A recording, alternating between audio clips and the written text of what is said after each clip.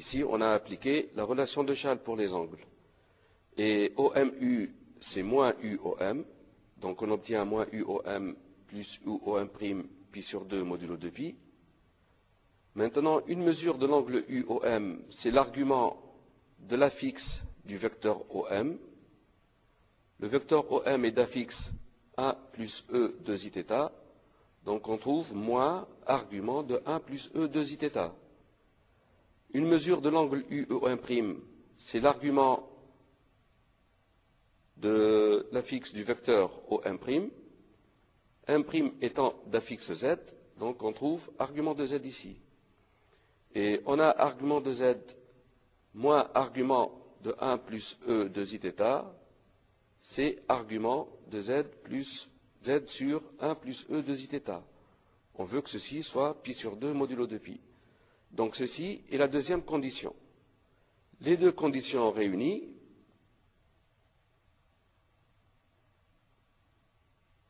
on a module de 1 plus E 2 iθ qui est égal à 1, argument de Z sur 1 plus E 2 iθ qui doit être égal à pi sur 2 modulo de pi. Le module et un argument du nombre complexe permet de dire que ce nombre complexe est de module 1 d'argument pi sur 2, ça veut dire c'est E i pi sur 2, c'est égal à I. Z sur 1 plus E 2 iθ égale I. Z égale I multiplié par 1 plus E 2 iθ. Maintenant, je vais proposer une autre méthode pour les élèves de 4e maths. Et la méthode, c'est la suivante. Pour montrer que le triangle OMM' est isocèle rectangle en O, de sens direct, il suffit de démontrer que M' est l'image de M par la rotation de centre O d'angle pi sur 2. M' est l'image de M par la rotation de centre O d'angle pi sur 2. On va utiliser la forme complexe. Donc l'affixe de M' moins l'affixe de O, c'est-à-dire Z' moins O, égale EI pi sur 2, puisque l'angle de la rotation c'est pi sur 2, fois l'affixe de M moins l'affixe de O, fois Zm moins 0. L'affixe du point M', c'est Z. Donc on trouve Z égale EI pi sur 2. L'affixe du point M, c'est 1 plus E 2 iθ. Donc on trouve Z égale EI pi sur 2 multiplié par 1 plus E 2 iθ. Ce qui donne directement Z égale I multiplié par 1 plus E 2 iθ. Bien.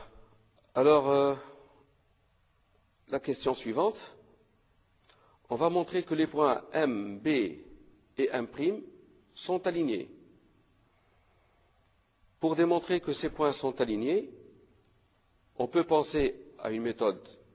C'est de prouver que l'affixe du vecteur B'M' divisé par l'affixe du vecteur Bm est un nombre réel. C'est-à-dire, les vecteurs B'M' et Bm sont collinéaires. Mais pour cela, avant de pouvoir diviser par l'affixe du vecteur Bm, il faut vérifier que le vecteur n'est pas nul, donc M différent de B. Or, si M est égal à B, parmi ces 3 points, il va y en avoir 2 qui vont être confondus. Donc, automatiquement, les 3 points vont être alignés. Donc, si M égale B, les points sont alignés. Sinon, on calcule l'affixe de B'M' sur l'affixe de Bm, qui va être égal. Alors, l'affixe du vecteur B'M', on va voir l'affixe du point M', c'est Z. Et Z, on a calculé tout à l'heure, on a trouvé I facteur de 1 plus E 2 iθ, moins l'affixe de B, qui est égal à 1 plus I, donc moins 1 moins I. Divisé par l'affixe du vecteur Bm. L'affixe du vecteur Bm, c'est l'affixe de M, qui est égal à 1 plus E 2 iθ, moins l'affixe du point B, qui est égal à 1 plus I. On trouve donc ce nombre complexe. Ce nombre complexe, on va prouver que c'est un nombre réel. On va d'abord simplifier. I multiplié par 1, c'est I, moins I, c'est 0. On trouve au numérateur E 2 iθ moins 1, fois I ici, divisé par au dénominateur 1 moins 1, c'est 0, on trouve E de zθ moins I. Pour prouver que ce nombre complexe est bien réel, on va multiplier par l'expression conjuguée du dénominateur, au numérateur et au dénominateur. Donc on multiplie par le conjugué de E de zθ moins I. Le conjugué de E de zθ, c'est E moins 2 zθ. Le conjugué de moins I, c'est bien I. Le produit ici va donner au dénominateur d'abord un nombre complexe multiplié par son conjugué, ça fait son module élevé au carré. Et au numérateur, on développe. On a I fois E de zθ fois E moins 2 zθ, on trouve I. I, E de zθ fois I, comme I au carré c'est moins 1, on trouve moins E de zθ. Moins 1 multiplié par E moins 2 zθ, ça fait moins E moins 2 zθ. Et moins 1 fois I, on trouve moins I. I et moins I se simplifient. On trouve l'opposé de E de zθ plus E moins 2 zθ divisé par ce module élevé au carré. Et ici, d'après la formule de l'air, E de zθ plus E moins 2 zθ, c'est 2 cosinus de θ.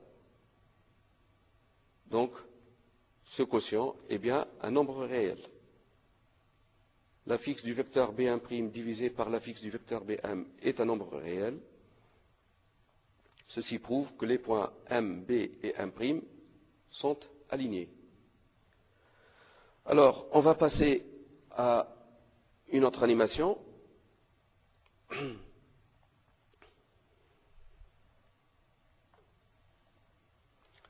On regarde sur cette figure le point N d'affixe E de zθ, il est sur le cercle de centre O et de rayon A.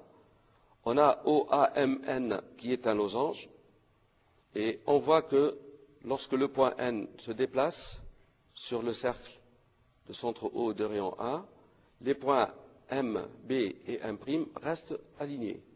Regardez, les points restent toujours alignés.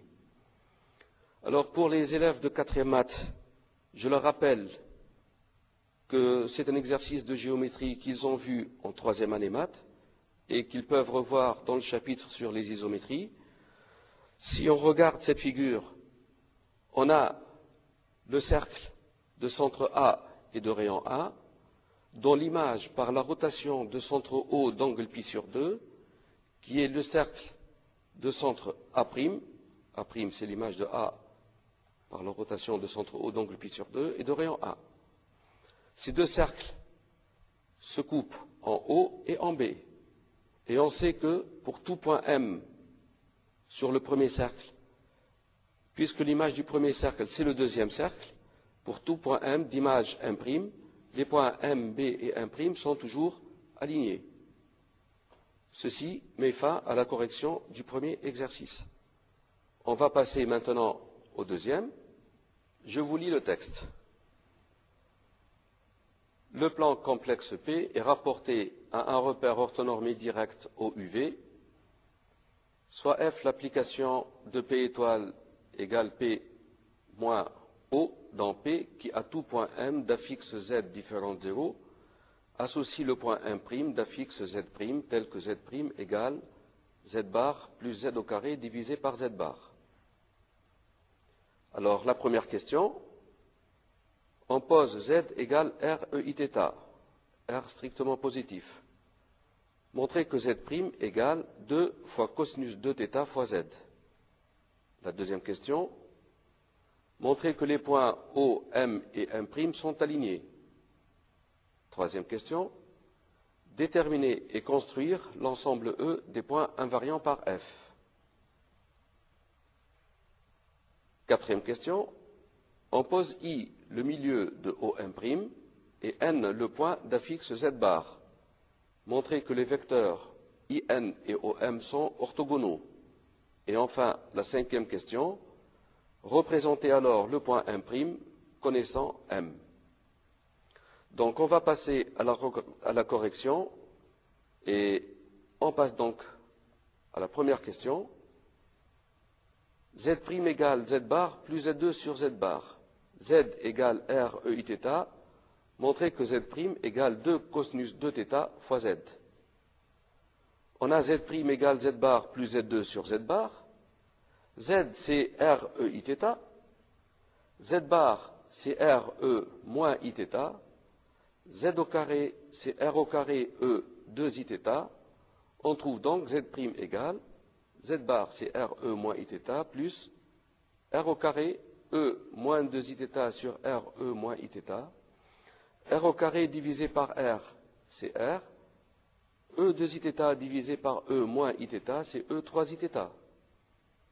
On va mettre R en facteur. Et ici, on a la somme E moins I θ plus E 3 I θ. Regarde la demi-somme de ces deux arguments, c'est-à-dire 3θ moins θ, ça fait 2θ. La demi-somme, c'est θ. On met E I θ en facteur. E I θ, on va le multiplier par E moins 2 I θ pour trouver E moins I θ. Et E I θ, on le multiplie par E 2 I θ pour trouver E 3 I θ. Et ici, d'après la formule de l'air, on voit que ceci, c'est 2 cosinus de θ. Donc on obtient R E I θ multiplié par 2 cosinus de θ. On regarde cette expression, R E I θ, c'est Z, donc Z' égale 2 cosinus de θ multiplié par Z. Ceci est la conclusion. On passe maintenant à la question suivante.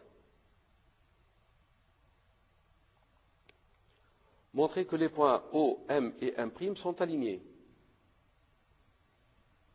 On sait que M est d'affixe Z, M' est d'affixe Z'. Pour montrer que ces points sont alignés, on va exprimer le vecteur OM' à l'aide de OM.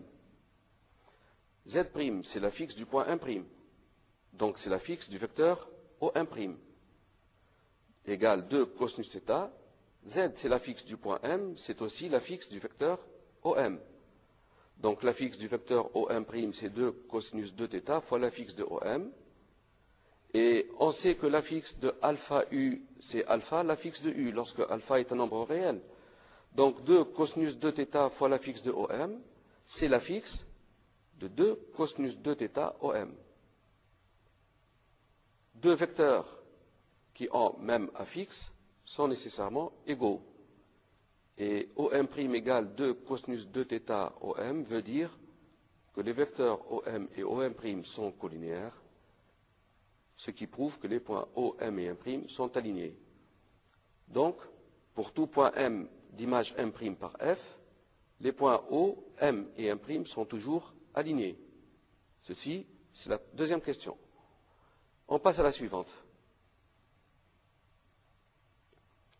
Déterminer et construire l'ensemble des points invariants par F. Bon, un point est invariant lorsque son image, c'est lui-même. M d'affixe Z est invariant lorsque M' égale M, ça veut dire que Z' égale Z. Ayant Z' égale 2 cosinus 2θ fois Z, résoudre Z' égale Z, ça revient à résoudre Z égale 2 cosinus 2θ fois Z. N'oublions pas que θ, c'est un argument de Z. Alors, comme Z n'est pas égal à 0, Z égale 2 cosinus 2θ fois Z équivaut à 2 cosinus 2θ égale 1, ou encore cosinus 2θ égale 1 demi. Résoudre cette équation, ça revient à dire que 2θ, c'est soit pi sur 3 plus 2 pi, soit moins pi sur 3 plus 2 pi. On va chercher θ. On trouve θ, c'est soit pi sur 6 plus kpi, soit θ égale moins pi sur 6 plus kpi. Alors, θ égale pi sur 6 plus kpi ou moins pi sur 6 plus kpi, on va chercher sur le cercle trigonométrique et sur la droite réelle l'ensemble des valeurs prises par θ. D'abord, si je dis que θ égale pi sur 6 plus kpi, les points représentés sur le cercle trigonométrique sont ces deux points-là.